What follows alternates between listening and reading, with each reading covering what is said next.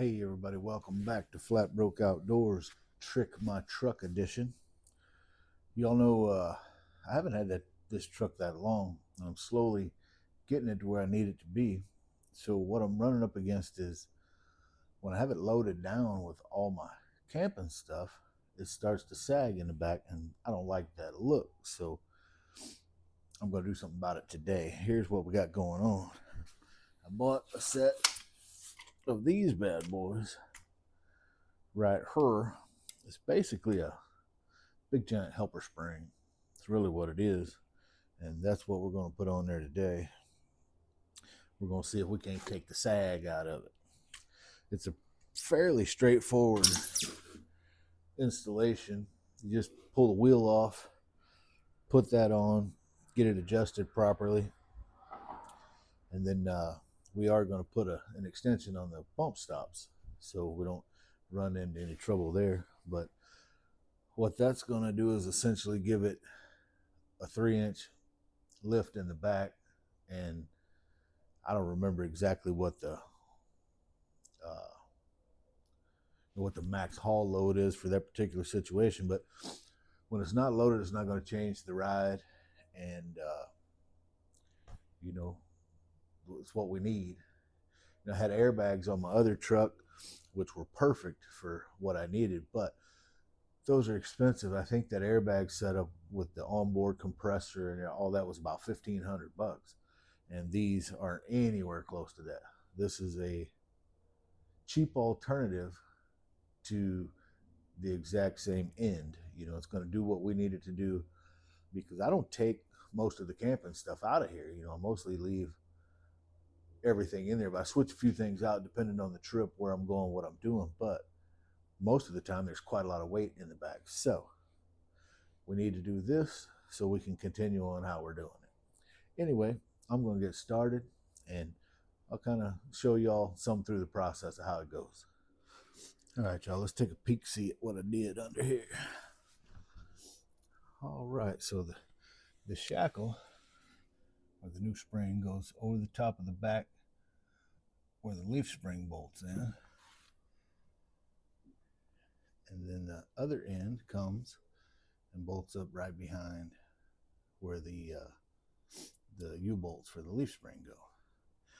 And then you tighten that nut until this little jewel fits in between the springs. And that's the heavy duty setting. So we are set for heavy duty. So anyway, I gotta get this tire back on and then get to the other side. All right, fellow camping enthusiasts, that was the answer to what we needed right there. I brought it up an even 3 inches on both sides, and there is a load on the truck. So honestly, you should never see it squatting anymore.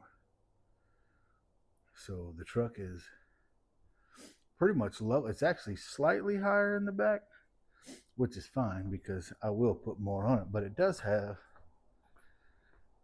and I did this too, it does have a 3-inch leveling block in the front. So, this isn't a hardcore off-road rig. This is just getting me to where I camp within reason. Only because I don't want to scar this one all up like I did my black one. That thing took a beating. But they did raise everything up, and I'm happy about that. So, mission accomplished. It was everything we wanted to do, and then some. The truck does not look like a dog dragging its butt on the carpet anymore. So I'm happy about that. So I guess that's all I had to do for this project. Excuse me. It took me about 15 minutes per side, only because, I didn't know what size wrenches I needed, whatever. So I guess if you had your tools laid out, you could probably do the whole thing in 20 minutes, I would imagine, if you're speedy like that. Super simple process. That's about all I got to say about it. Super simple, did the job, and I wish I could remember how much weight them bad boys were supposed to carry, but it's a lot. It did the exact same thing that my airbags did for my other truck, only these stay this high. They're not adjustable to amount to anything, not easily. I do kind of miss that. I had a little fob on my sun visor. I could just add or subtract air anytime I wanted to those airbags. But anyway, we got the old red truck looking pretty good, and I will see y'all next time, either in the garage or in the woods.